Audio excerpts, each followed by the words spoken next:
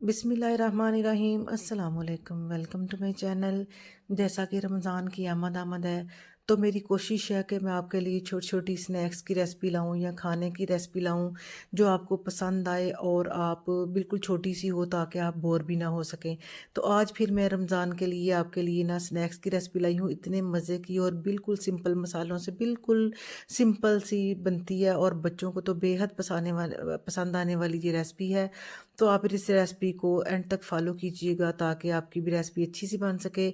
तो रेसिपी को बनाने के लिए मैंने बॉयल्ड आलू लिए हैं, ये कम से कम आधा किलो हैं अंदाज़न। तो आप इसको ग्रेटर से कर लें या पिलर से कर लें या हाथ से कर लें, जैसे मर्ज़ी, बस इनको बारीक आपने ना पीसना है।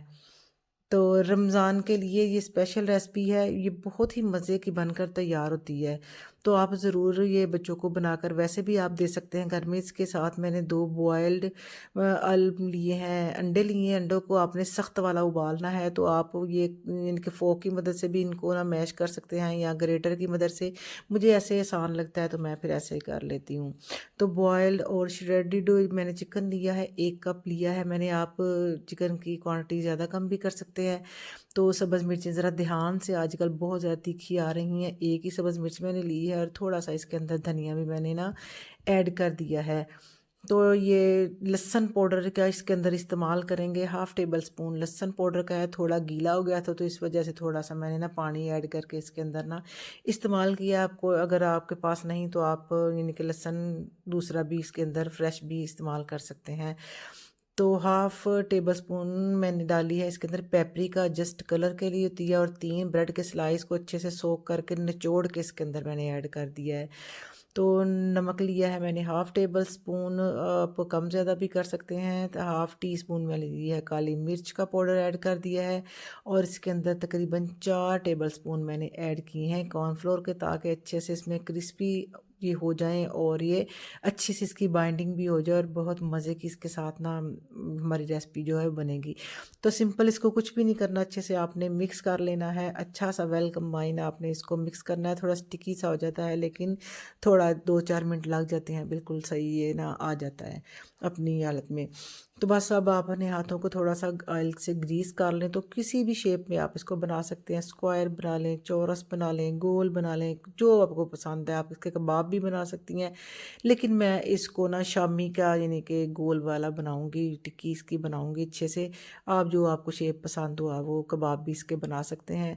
तो आप इसी स्टेज के ऊपर इसके ऊपर कोटिंग भी कर सकते हैं अंडे की, या आप स्लरी मैदे की भी लगा सकते हैं, लेकिन मैंने इसको सिंपल ब्रेड क्रम्ब से ही ना बस इसके ऊपर कोट करना है। इस तरह भी बिल्कुल अच्छे से ठहर जाते हैं। बस एक टिप है जिसको आपने फॉलो करना है कि घी आपका ज़्यादा गर्म होना चाहिए, इस वजह से फिर ये ना उसके अंदर टूटेंगे नहीं। अगर आप ठंडे घी में इसको ऐड कर देंगे तो फिर ये ना टूट जाएंगे। तो ये देखिए इसी तरह सारे मैं लगा लूँगी। तो इसी स्टेज पे रमज़ान है तो इसी आप ये जो देखिए सारा इसी ना इसी तरह आपको फ्रीज़ भी कर सकते हैं और ये 1 महीना आसानी के साथ आप इसको ना इस्तेमाल कर सकते हैं। तो आप ज़रूर इसको बनाइएगा तो आपको बहुत ही अच्छे लगेंगे, मुझे उम्मीद है, यकीन है, उम्मीद है। तो मीडियम आंच के ऊपर अच्छे से मैंने तेल को गरम कर लिया हुआ है।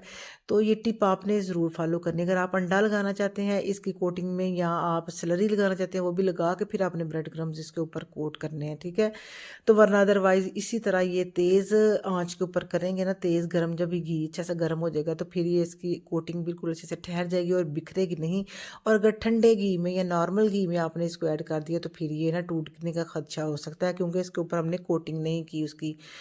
तो अच्छे से इसका कलर हमने एक तरफ से और दूसरी तरफ से ना कर लेना है गोल्डन सा और प्यारा सा। ये देखें बिल्कुल सेट हो गए हैं, कोई टूटे नहीं, कोई बिखरे नहीं। इतने मज़े के बने थे, बच्चों को तो इतने पसंद आए थे, वो कह रहे थे कि ये आपने ना रमज़ान में ज़रूर आपने ये बना के रखने हैं फ्रिज में, ताकि हम ये आसानी के साथ खा सकें। बहुत ही पसंद आने वाली रेसिपी है। तो अगर रेसिपी आपको अच्छी लगे तो वीडियो को आपने ज़रूर लाइक भी करना है। और अभी तक अगर आपने मेरा यूट्यूब का चैनल सब्सक्राइब नहीं किया तो आपने वो भी सब्सक्राइब करना है, कोई उसके चार्जेस वगैरह नहीं।